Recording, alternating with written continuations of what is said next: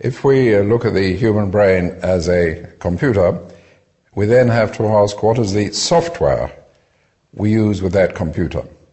Well, in general, the software, at least of Western civilization, was originally designed 2,400 years ago by the Greek Gang of Three, the GG3, who were, of course, Socrates, Plato, Aristotle.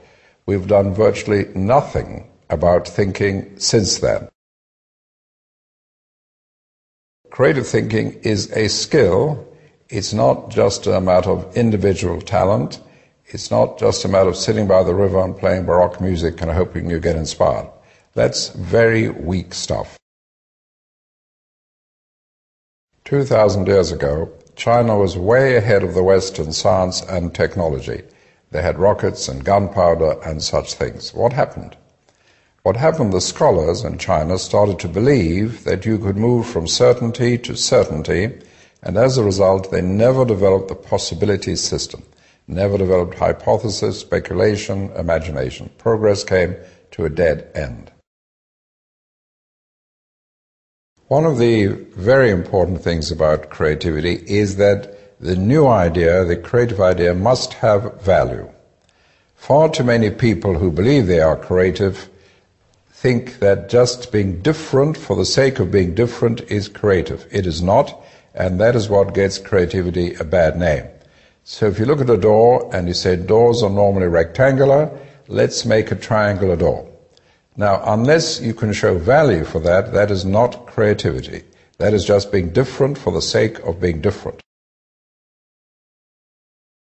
Now, one of the reasons people are reluctant to be creative in general is that if you try out an idea and it doesn't work, that is regarded as a mistake. Now, a big deficiency in language, certainly in the English language, is we don't have a word which says fully justified venture, which for reasons beyond your control did not succeed. So anything which did not succeed is called a mistake, and people don't like mistakes because that stands in the way of their promotion and their career. Provocation is one of the methods of lateral thinking, one of the tools of lateral thinking. It is completely contrary to the opposite of our normal logical thinking. In our normal logical thinking, you can only say things which make sense, which fit our experience and fit in with what we've said before.